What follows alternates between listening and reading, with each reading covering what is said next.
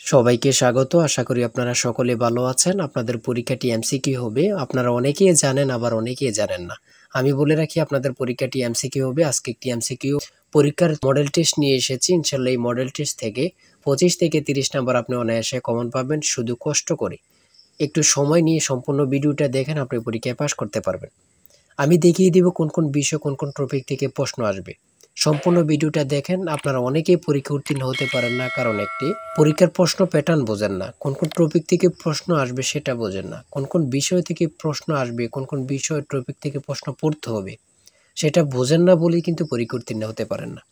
আপনাদের পরীক্ষাটি এমসিকিউ হবে, যেমন এখানে রয়েছে সুশিক্ষিত লোকই মাত্র স্বশিক্ষিত উক্তিটি কার।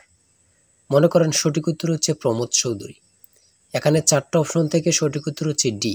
তাহলে ডি নাম্বারটা আপনারা ভরাট করতে হবে। আমার কথা বুঝতে পারছেন? যারা প্রত্যেকটি প্রশ্নের, অর্থাৎ যদি এখানে 60 নম্বরে পরীক্ষা হয়, যদি আপনারা 40 পান, কমপক্ষে 45 পান, তাহলে পরীক্ষা উত্তীর্ণ হবেন। আবার যদি 80 মার্কে পরীক্ষা হয়, যদি আপনি 60 মার্ক পান অথবা 65 মার্ক পান, তাহলে আপনি পরীক্ষা উত্তীর্ণ হবেন। ঠিক আছে?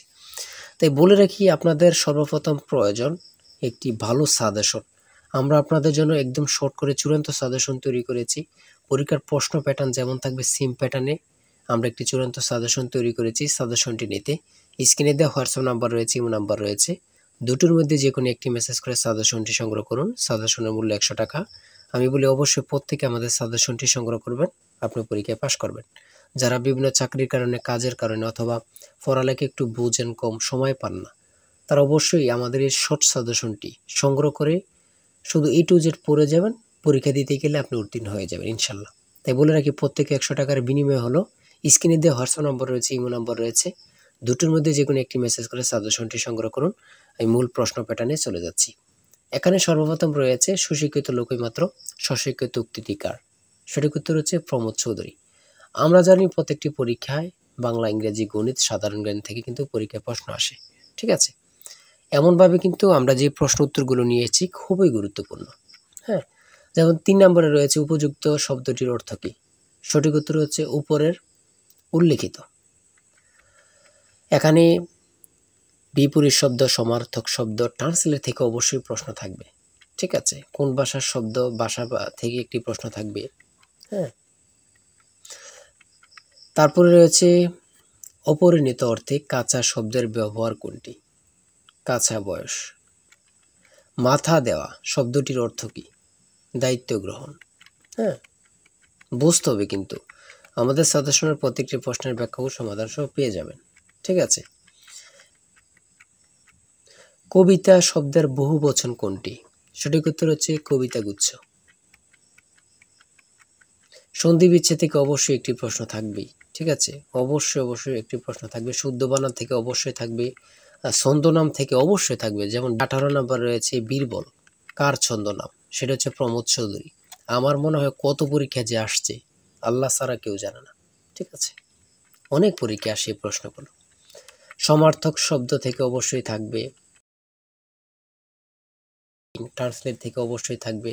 হ্যাঁ, প্রিপোজিশন, আর্টিকেল, ভয়েস থেকে থাকে। বিভিন্ন নাউন থেকে অবশ্যই প্রশ্ন থাকবে। ঠিক আছে? আমি বলে রাখি, যারা পরীক্ষা দিবেন প্রত্যেকে আমাদের সাজেশনটি সংগ্রহ করবেন। সিনোনিম অথবা অ্যান্টোনিম থেকে অবশ্যই প্রশ্ন থাকবে। হ্যাঁ, সিনোনিম অথবা অ্যান্টোনিম থেকে প্রশ্ন থাকবে 100% শিওর। এটা ধরে নিতে পারেন। প্রিপোজিশন থেকে অবশ্যই প্রশ্ন থাকবে।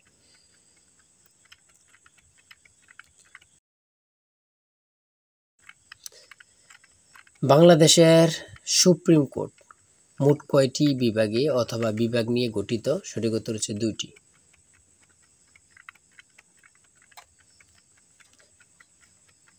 ম্যানগ্রোভ বন কি?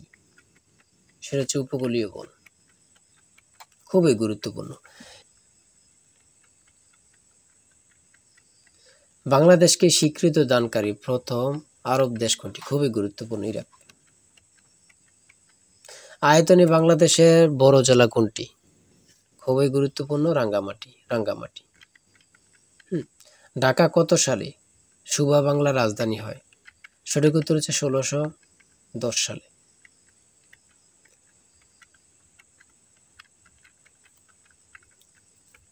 স্বাধীন বাংলাদেশে এ পর্যন্ত কতটি আদমশুমারি অনুষ্ঠিত হয়েছে? বিভিন্ন সদর দপ্তর থেকে একটি প্রশ্ন অবশ্যই থাকবে। বাংলাদেশের সর্বোচ্চ জাতীয় বেসামরিক পদক কোনটি? স্বাধীনতা পদক। ও এখানে আবার থাকতে পারে বাংলাদেশের সর্বোচ্চ জাতীয় পদক কোনটি? স্বাধীনতা পদকই হবে। ঠিক আছে, একটা প্রশ্ন দেখা যাচ্ছে একই প্রশ্ন, কিন্তু এটারে একটু ঘুরিয়ে ফিরিয়ে দেওয়ার কারণে আমরা অনেকেই বুঝতে পারি না। হ্যাঁ, ঘুরিয়ে ফিরিয়ে দিলেই কিন্তু আমরা অনেকেই বুঝতে পারি না। এটাই কিন্তু আমাদের একটা বড় সমস্যা। একটি সংখ্যা 220 থেকে যত বড়, 490 থেকে তত ছোট। সংখ্যাটি কত? এই দুইটা সংখ্যা যোগ দিয়ে 2 দিয়ে ভাগ দিলে কিন্তু বাইর হয়ে যায়। দুইটা সংখ্যা যোগ দিয়ে 2 দিয়ে ভাগ দিবেন, বের হয়ে যাবে। হ্যাঁ, একদম ইজি, যদি বোঝেন ইজি, আর না বুঝলে তো কঠিন হবে, ঠিক না?